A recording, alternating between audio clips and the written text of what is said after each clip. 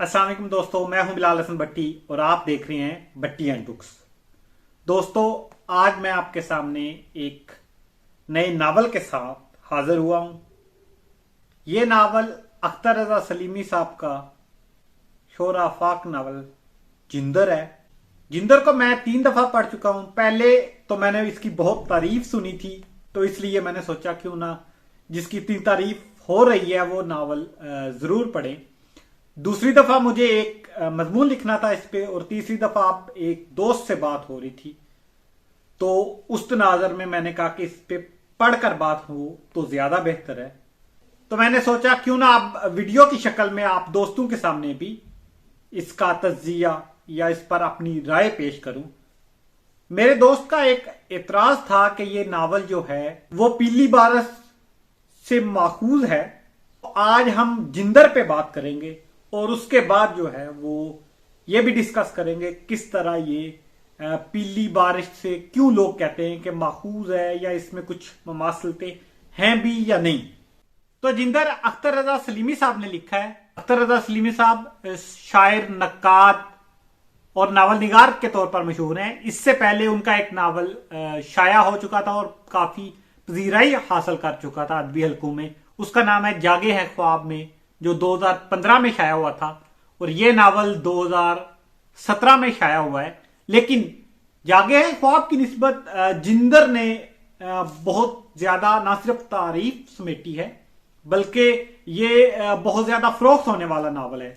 इसका ये कोई चौथा एडिशन है और ये एडिशन भी हजार किताब के छप रहे हैं। मेरा ख्याल है कि इस दहाई में या पिछली दहाई में शाया होने वाले जितने भी नावल हैं उसमें सबसे ज्यादा ये नावल फरोख्त हुआ है। ये इसकी पजीराई की कोई बहुत बड़ी वजह नहीं है, लेकिन ये एक अहम बात है कि उर्दू में कोई लिखा जाने वाला नावल जिसके 4 एडिशन भी शाया हो चुके हैं, और वो भी इतने छोटे से टाइम स्पैन में। इसके अलावा इस नावल को यूबीएल अवार्ड मिला था, बेहतरीन फिक्शन का अवार्ड। और ये नावल जिंदर जो है ये उस जिंदर में काम करने वाले जिंदरोही की आप बीती है या जिंदगी की दास्तान है जो वो बयान कर रहे हैं। मैं पर्सनली इस नावल को एक मिटती हुई तहजीब का नोहा या चीख के नाम से याद करता हूं, और मैं ये समझता हूं कि जितनी भी 122 सफात की ये कहानी है ये उस तहजीब के खत्म होने, मिटने और आहिस्ता आहिस्ता नाबूद होने की एक अलमिया दास्तान। जिंदरोही वली खान की ये जो कहानी है, और इस कहानी में जितना सारा किस्सा बयान किया गया है वो इस तहजीब का नोहा ही लिखा गया है। कहानी के आगाज में ही वली खान जो है वो इस कमरे में लेटा है जहां जिंदर है, और वहां वो याद कर रहा है कि आज से चंद दिन बाद जब वो फोत हो जाएगा तो कौन उसको ढूंढेगा, तलाश करेगा इस इलाके में जहां पहले तो बहुत रश था। उसके जिंदर के पास से गुजरने वाला वो रास्ता जो 11 फुट चौड़ा था वो अब 1 फुट रह गया है, बाकी उस पर झाड़ियां उग गई हैं। और वो रास्ता जो पहले दूर दूर तक जाने वाले मुसाफिरों के लिए इस्तेमाल होता था अब वो बिल्कुल वीरान है, और इसके मुतबादल जो पक्की सड़क बन गई है गांव के दूसरी तरफ, वहां से लोग जाने लग गए हैं। और अब वो लोग जो आटा पिसवाने आते थे और वो दिन रात चलते जिंदर की कूक सुनता था, और उस कूक की आवाज को सुनकर उसको नींद आती थी, वो जिंदर अब खाली चल रहा है। और 45 दिन से कोई शख्स उसके पास आटा पिसवाने नहीं आया, क्योंकि अब बिजली से चलने वाली चक्कियां आ गई हैं। या इसके अलावा अब वो इकट्ठ जो गांव में होता था कटाई और बुवाई के समय, अब वो भी नजर नहीं आता और उनकी जगह ट्रैक्टरों ने ले ली है। या इसके अलावा उसका बेटा जो उसके साथ रहने की बजाय शहर रहने को तरजीह देता है, और वो नहीं चाहता कि कोई भी शख्स जो है वो उसे उस शनाख्त से जाने जो उसकी है कि उसका बाप एक जंदरोही है।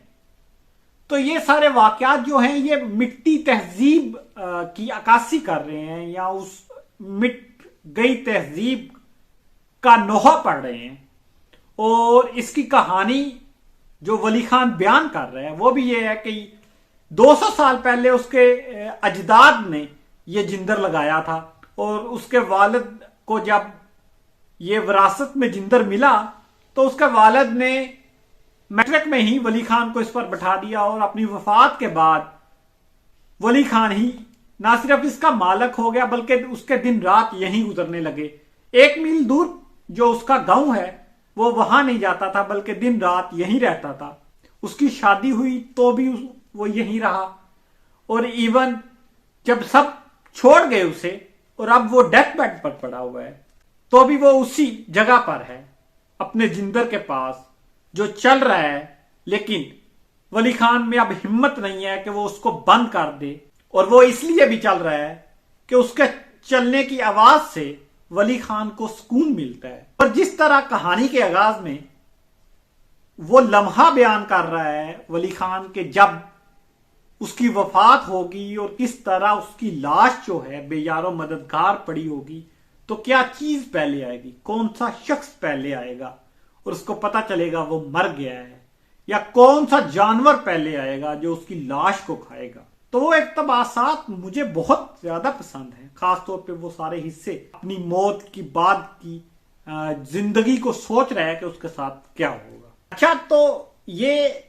एक पूरा इंडिपेंडेंट नावल जो अपने अंदर एक बेहतरीन नावल की तमाम खसूसियात समेटे हुए हैं, उसको पीली बारिश का चरबा क्यों कहा जाता है और पीली बारिश में ऐसी क्या बातें हैं जो ये कहा जाता है कि ये नावल जो है ये चरबा है या मुमासलत है। पीली बारिश जो है वो खोलियो लिया माजारीस का नावल है।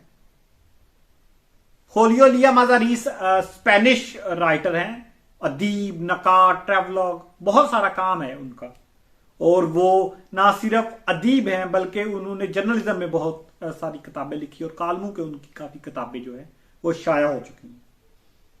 तो पीली बारिश जो है वो उनका 1988 में लिखे गए नावल द येलो रेन का तर्जमा है जो अजमल कबाल साहब ने 2007 में किया और सिटी बुक प्रेस ने इसको शाया किया है।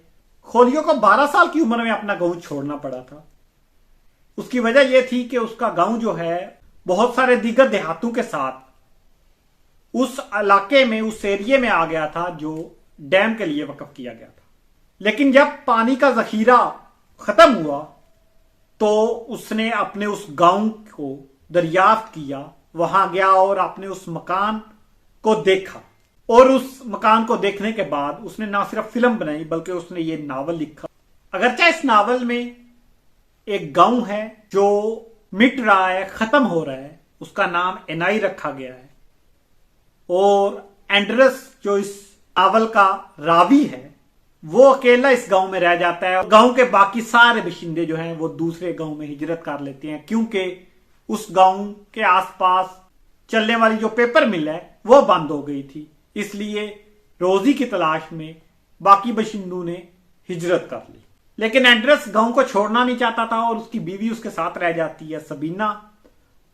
कुछ अरसे बाद सबीना भी खुदकुशी कर लेती है और फिर अकेला एंड्रस वहां रहता है और वो ना सिर्फ अकेला रहता है बल्कि अगर कोई और आए तो उनको फायर करके डरा के भगा देता है, या उसी गांव का बाशिंदा भी जब आता है तो वो उसको भी भगा देता है और वो चाहता है कि उसके अलावा इस गांव में कोई भी ना रहे। और वो आहिस्ता आहिस्ता ना सिर्फ उसके पास जखीरा खाने का खत्म हो जाता है बल्कि गांव भी गिर रहा है, मादूम हो रहा है। तो ये भी एक ऐसे ही मातूम होते, खत्म होते देहात की दास्तान है। तो आइए देखते हैं कि इन दो नावलों में मुमासलतें क्या हैं, या क्या ये वाकई जिंदर चरबा है इस नावल का, या इनमें इख्तलाफात या मुख्तलिफ चीजें क्या हैं जिसकी बुनियाद पर हम इन दोनों नावलों को मुख्तलिफ समझ सकते हैं। मेरी ये राय है कि हम जिंदर को पीली बारिश का चरबा नहीं कह सकते। हां, इसमें कुछ मुमासलतें हैं और वो मुमासलतें जो हैं मैं ये समझता हूं कि वो लिटरेरी डिवाइसेस के इस्तेमाल की मुमासलतें हैं। पहली मुमासलत ये है کہ یہ ماضی کی بازیافت ہے اور اس کو بازیافت ماضی کو کرنے والا کہانی کا نہ صرف راوی بلکہ ہیرو ہے، اور وہ ڈیتھ بیڈ پر اس کہانی کو بتا رہا ہے یا یاد کر رہا ہے۔ دوسری یہ مماثلت ہے کہ یہ مٹتی ہوئی تہذیب کی داستان ہے۔ تیسری مماثلت اس کی یہ ہے کہ اس کا لینڈسکیپ جو ہے وہ پہاڑی علاقے کا ہے۔ چوتھی مماثلت اس کی فضا ہے جو اداسی کی ہے، مایوسی کی ہے۔ پانچویں آپ یہ کہہ سکتے ہیں کہ اس میں قصہ گوئی کی روایت ہے۔ چھٹی مماثلت آپ یہ کہہ سکتے ہیں یا کہا گیا ہے کہ اس کے کردار جو ہیں وہ مطلب برابر ہیں، جس طرح ایک راوی ہے، اس کی ایک بیوی ہے اور ایک بچہ ہے۔ بطور قاری میں اس بات سے بھی اختلاف کرتا ہوں۔ تو آئیے دیکھتے ہیں کہ یہ مماثلتیں واقعی ہیں یا اس میں کچھ فرق ہے، اور اگر یہ مماثلتیں ہیں بھی تو یہ تو لٹریری ڈیوائسز کی مماثلتیں ہیں کہ دونوں رائٹرز نے سیم لٹریری ڈیوائسز استعمال کی ہیں۔ اور کیا اس میں چربا بھی ہے؟ میں نہیں یہ سمجھتا کہ کسی ایک لفظ کا یا تھوڑے سے بھی حصے کا یا کوئی ایک لائن کا آپ کہہ سکتے ہیں کہ چربا ہے۔ تو آئیے ہم ایک ایک پوائنٹ پر بات کرتے ہیں کہ واقعی ایسا ہے کہ کہانی کا آغاز جو راوی بیان کر رہا ہے وہ ڈیتھ بیڈ پہ بیان کر رہے ہیں، اور دونوں ہی ڈیتھ بیڈ پر ماضی کی بازیافت کر رہے ہیں۔ اس میں تو کوئی شک نہیں، یہ ایسا ہی ہے۔ لیکن جب یہ کہا جائے کہ یہ مٹتی ہوئی تہذیب کی داستان ہے تو میں یہ سمجھتا ہوں کہ جندر جو ہے وہ ایک وسیع پیمانے پر اس چیز کو ڈسکس کر رہا ہے کہ کس طرح ایک تہذیب مٹ رہی ہے بنسبت دی یلو رین کے، جو صرف ایک گاؤں کی تہذیب کو بیان کر رہا ہے کہ جس کے باشندے خالی کر گئے ہیں گاؤں یا چلے گئے ہیں۔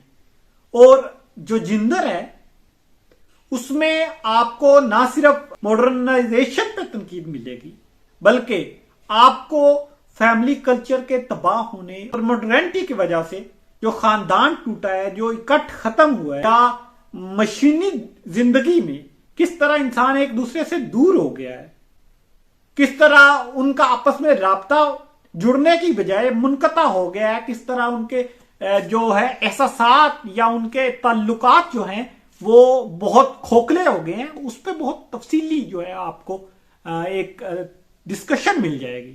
لیکن اس کی نسبت پیلی بارش جو ہے اس میں صرف ایک گاؤں کی جو ہے وہ خستہ حالی کو دکھایا گیا ہے، یا ایک شخص کی جو ہے وہ اداسی کو پورٹرے کیا گیا ہے اور کس طرح وہ اس گاؤں کو ختم ہوتا دیکھ رہا ہے۔ لیکن لارجر پکچر میں یہ سمجھتا ہوں کہ جندر اس سے کافی وسیع پیمانے پر کر رہا ہے کہ کس طرح تہذیب جو ہے وہ مٹتی ہے۔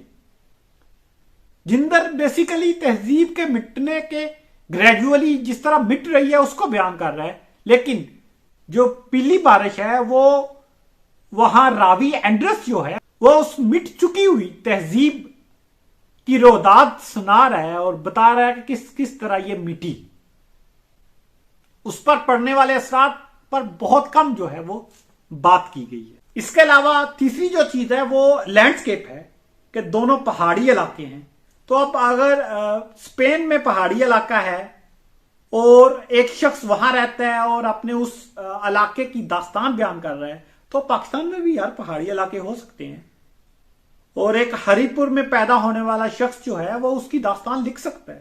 اس میں لینڈسکیپ کی تو ہے، یقیناً ہوگی مماثلت، کیونکہ وہ مختلف علاقوں کے ایک سیم طرح کے جو ہے وہ لینڈسکیپ میں رہتے ہیں رائٹرز، یا اس کی فضا میں کہتے ہیں کہ جو بہت مماثلت ہے کہ اداسی اور مایوسی ہے دونوں کی فضاؤں میں۔ ٹھیک ہے، مان لیتے ہیں ایسا ہی ہے، لیکن آپ دیکھیں کہ جب بھی کوئی بھی شخص اپنے ماضی کو یاد کر رہا ہوتا ہے تو وہ بہت زیادہ خوش نہیں ہوتا، اس میں اداسی اور مایوسی ایک نیچرل سین ہے۔ یہ آپ اس طرح نہیں کہہ سکتے کہ یہ صرف اور صرف پیلی بارش کا خاصہ تھا اور کسی ناول میں مل نہیں سکتی، یا اگر پیلی بارش میں اداسی یا مایوسی ہے اپنے ماضی کو یاد کرتے ہوئے تو اور کسی ناول میں، اس سے پہلے لکھے جانے والے ناول میں ہے نہیں۔ میں تو یہ سمجھتا ہوں کہ پیڈرو پرامو میں بالکل سیم چیز ہے۔ ایون پیڈرو پرامو میں نہ صرف لینڈسکیپ، فضا، کہانی کا انداز بیان، بلکہ جو مردہ کرداروں کے ساتھ گفتگو ہے وہ زیادہ موجود ہے. پیلی بارش کی مماثلت اس سے زیادہ نظر آتی ہے. لیکن آپ یہ تو نہیں کہتے کہ پیلی بارش جو ہے وہ آپ پیڈرو پرامو سے ماخوذ تو کبھی نہیں کہیں گے. رضا کے علاوہ ایک اور چیز ہے قصہ گوئی کی روایت کہ دونوں جو راوی ہیں وہ قصے کے ذریعے کہانی بیان کر رہے ہیں. میں یہ سمجھتا ہوں کہ جندر میں قصہ بہت زیادہ ہے اور اس کی نسبت اگر دیکھیں تو پیلی بارش میں قصہ گوئی تقریباً مفقود ہے. 1841 سے شروع ہو جاتی ہے اس کی جو قصہ اور مسلسل کہانی کا جو بیک گراؤنڈ ہے وہ آپ کو تفصیلی سمجھ آتا ہے. آپ کو کردار سمجھ آتے ہیں اور اس تہذیب کے ساتھ ہوا کیا ہے وہ سمجھ آتا ہے, یا اس کے اجداد کیسے تھے, یا ایون کہ وہ کیسے پہلے رہتا تھا, اپنی وفات سے پہلے اس نے کیسی زندگی گزاری ولی خان نے, اس کی ساری ڈیٹیل, بلکہ اس کے ساتھ ساتھ اس کے ساتھ موجودہ اس کے خاندان کی پوری تفصیل مل جاتی ہے آپ کو. لیکن اس کی نسبت پیلی بارش میں ایسا کچھ نہیں ہے. آپ کو چند جملے تو ملیں گے, چند باتیں تو آپ کو معلوم ہوں گی, لیکن ڈیٹیل میں چیزیں آپ کو بالکل نہیں پتا ہوگی. اور آخری چیز کہ اس کے کردار ملتے جلتے ہیں. میں نہیں سمجھتا کہ ایسا ہے. ہر ناول میں کردار تو ہوتے ہیں, اسی طرح اس ناول میں بھی ہیں, لیکن جندر میں بہت زیادہ کردار ہے. اور جو مرکزی کردار ہے ولی خان یا ادھر اینڈرس ہے, ان کے جو اپنا خاندان ہے اس میں اختلاف ہے. میں یہ سمجھتا ہوں کہ وہ صرف 3 فیملی کا خاندان نہیں تھا. اینڈرس کا ایک بیٹا تھا جو اسپانوی جنگ میں مارا گیا, اس کی ایک 4 سالہ بیٹی تھی جو اب بچپن میں ہی فوت ہو گئی, اور وہ اس کو یاد کرتا ہے, اس کی روح سے بات کرتا ہے, اور وہ بہت اداس رہتا ہے اس کے لیے, اور اپنے بیٹے کو بھی یاد کرتا ہے. اور اس کا ایک بیٹا جو ہے وہ اس کا گاؤں چھوڑ کر چلا گیا,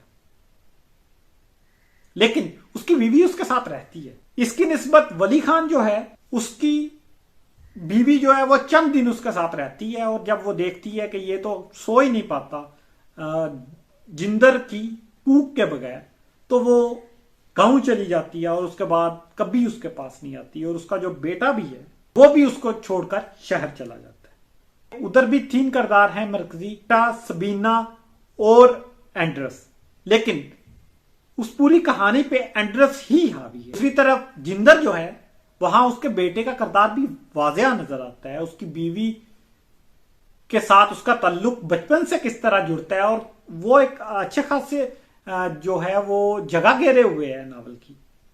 تو میں یہ سمجھتا ہوں کہ یہ مماثلتیں تو ہیں لیکن یہ لٹریری ڈیوائسز کے استعمال کی مماثلتیں ہیں.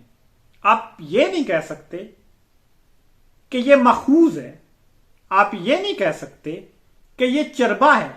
آپ مماثلت کا لفظ استعمال کر سکتے ہیں, لیکن کسی ایک ناول کا لٹریری ڈیوائسز کے استعمال میں مماثلت ہونا یہ نیچرل چیز ہے. ہم یہ دیکھیں گے کہ یہ ناول جو ہے جندر, کیا وہ انڈیپینڈنٹلی اگر پڑھا جائے تو وہ ایک بہترین ادبی تحریر ہے یا نہیں ہے, یا اگر ان کو اکٹھا رکھا جائے تو کیا جندر جو ہے وہ اپنی الگ شناخت قائم کر پاتا ہے. میں یہ سمجھتا ہوں کہ جندر جو ہے وہ اپنی ایک مکمل الگ شناخت قائم رکھ سکتا ہے.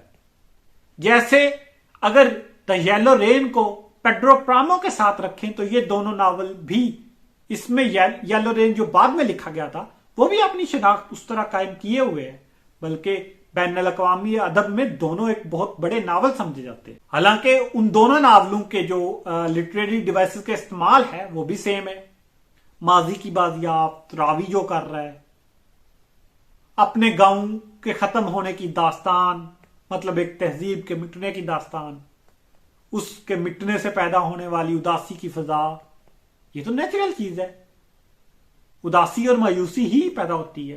ایون اس میں یہ مماثلت ہے جو جندر میں نہیں ہے. تو وہ مردو سے بھی بات کر رہے ہیں. ہوان رلفو کے پیڈرو پرامو میں راوی جو ہے وہ مردو سے بات کرتا ہے. اسی طرح اس ناول میں یلو رین میں اینڈرس بھی جو ہے راوی, وہ بھی اپنی ماں سے اور اپنی بیوی کو دیکھ رہا ہے اور ان سے ایک طرح کی گفتگو کر رہا ہے, ان کی موجودگی کو محسوس کر رہا ہے. میں یہ سمجھتا ہوں کہ یہ دونوں ناول جو ہیں یہ انڈیپینڈنٹلی بہت شاندار کتابیں ہیں, اور آپ کو ان کو ضرور پڑھنا چاہیے. بہت سستی ہیں, 500 روپے کی آپ کو مل جائیں گی. اگر ان کے علاوہ کوئی بات آپ کو لگتی ہے کہ बहुत ज्यादा कोई चीज, कोई पैराग्राफ, कुछ लफ्ज मिलते जुलते हैं तो आपने अगर पढ़ा है तो उसकी जरूर मुझे निशानदाही करें या बताएं, मेरी भी इस्लाह हो जाएगी। नई वीडियो नए मौजू के साथ आपके सामने हाजिर होऊंगा। तब तक के लिए अल्लाह हाफिज, शुक्रिया।